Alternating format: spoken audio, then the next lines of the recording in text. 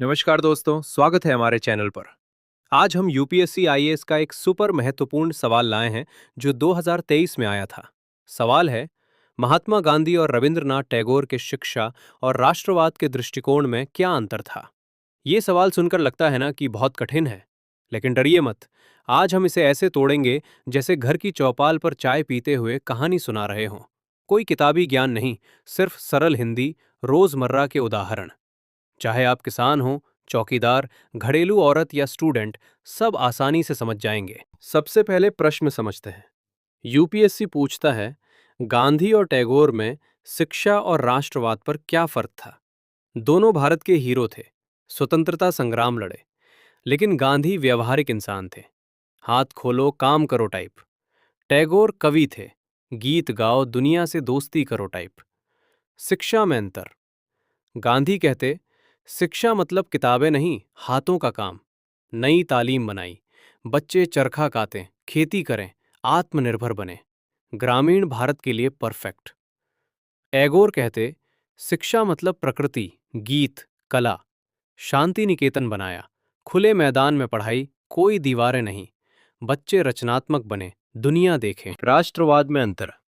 गांधी अहिंसा, स्वदेशी, चरखा। ब्रिटिश माल फेंको, अपना बनाओ। राजनीतिक स्वराज, गांव का अपना राज। टैगोर राष्ट्रवाद, नफरत न फैलाए। सांस्कृतिक हो, गीत, कला से दुनिया जोड़ो। मानवता सबसे ऊपर।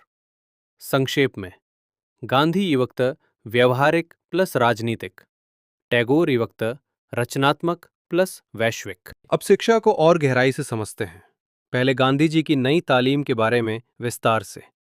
ये 1937 में वर्धा सम्मेलन में लॉन्च हुई। गांधी जी कहते थे कि शिक्षा का मतलब बस किताबी जानकारी नहीं होती, व्यक्ति को कौशल, कुछ करने का हुनर या स्किल भी होना चाहिए।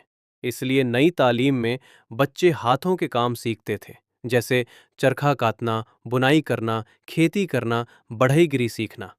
स्कूल का सारा खर्च इन कामों से चलता था, आत्मनिर्भरता सिखाने के लिए। मातृभाषा में पढ़ाई होती थी, दिमाग, दिल, हाथ तीनों का विकास होता था। उदाहरण लीजिए, मान लो गांव का एक बच्चा, वो गणित किताब से नहीं, खेती से सीखता। 10 बीज बो तो 100 फसल आएगी, ये गुणा है।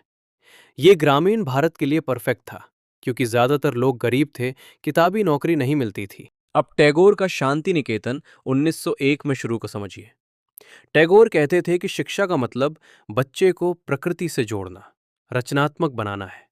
इसलिए शांति निकेतन में कोई बंद कमरे नहीं, खुले आकाश के नीचे क्लास चलती थी। बच्चे गीत गाते, नृत्य करते, चित्र बनाते, विज्ञान प्रयोग करते। कोई सख्त पाठ्यक्रम नहीं था, बच्चे खुद चुनते थे। बाद में विश्व भारती यूनिवर्सिटी बनी, जहां विदेशी छात्र आते थे। उदाहरण, कल्पना करो बच्चा पेड़ के नीचे बैठा, गुरुजी कहते, पंछी को देखो, ये आजादी है। ये वैश्विक सोच सिखाता था। अब राष्ट्रवाद को सबसे सरल तरीके से उदाहरणों के साथ समझिए। पहले गांधी जी का राजनीतिक स्वराज। सरल मतलब, शिक्षा का मतलब बस किताबी जानकारी नहीं होती, व्यक्ति को कौशल नहीं। स्वराज का मतलब अपने घर का मालिक खुद बनो, गांव का राज खुद चलाओ। उदाहरण एक, नमक सत्याग्रह। अंग्रेज नमक पर भारी टैक्स लगाते थे। गांधी जी कहते थे, समंदर जाओ, खुद नमक बनाओ। लाखों लोग दांडी मार्च में गए, जेल हुए। ये राजनीतिक विद्रोह था, राज का अधिकार खुद लो। उदाहरण दो, चरखा अभियान। ब्रिटिश कपड़ा महंगा बेचते, गांधी जी बोले, घर पर चरखा चलाओ, अपना कपड़ा बनाओ। गांव आत्मनिर्भर बने, पंचायत बनाओ, पानी टंकी खुद बनाओ। हिंद स्वराज किताब में लिखा, पहले खुद पर नियंत्रण, शराब छोड़ो, झूठ न बोलो, फिर गांव। अब टैगोर का सांस्कृतिक राष्ट्रवाद। सरल मतलब, राष्ट्रवाद संस्कृति से बने, गीत, कला, त्योहारों से दुनिया जोड़ो, नफरत मत फैलाओ। उदाहरण एक, शांति निकेतन। जापान यूरोप के बच्चे आते, सब मिलकर रविंद्र संगीत गाते। ये पूर्व पश्चिम का मेल था, राजनीति नहीं। उदाहरण दो, घर और बाहर उपन्यास। स्वदेशी आंदोलन में जल्दबाजी से हिंदू मुस्लिम दंगा हुआ। टैगोर बोले, राष्ट्रवाद महामारी है, अगर नफरत सिखाए। दिवाली पर मिठाई बांटो, ईद पर बिरयानी, ये सांस्कृतिक एकता। नोबेल गीतांजलि से जीता, कविता से शक्ति दिखाई। ऐसे ही यूपीएससी में पूछे गए प्रश्नों के जवाब और अन्य महत्वपूर्ण जानकारियों के लिए इस वीडियो को लाइक कीजिए, चैनल को सब्सक्राइब कीजिए और कमेंट बॉक्स में लिखिए कि किन प्रश्नों का उत्तर जानना चाहते हैं। जल्दी ही एक नए प्रश्न के साथ आपके सामने आऊंगा। नमस्कार।